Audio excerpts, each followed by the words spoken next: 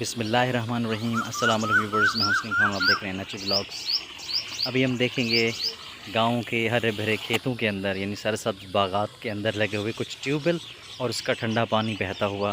तो एंजॉय कीजिए मेरे साथ।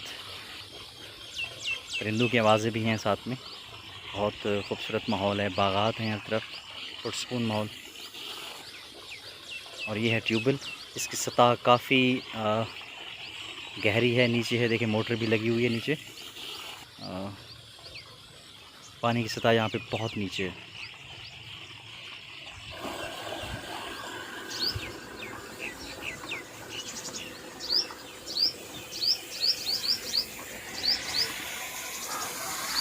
और एक भाई नहा भी रहे हैं माशाल्लाह, बहुत गर्मी है यहाँ पे। जरूर सही।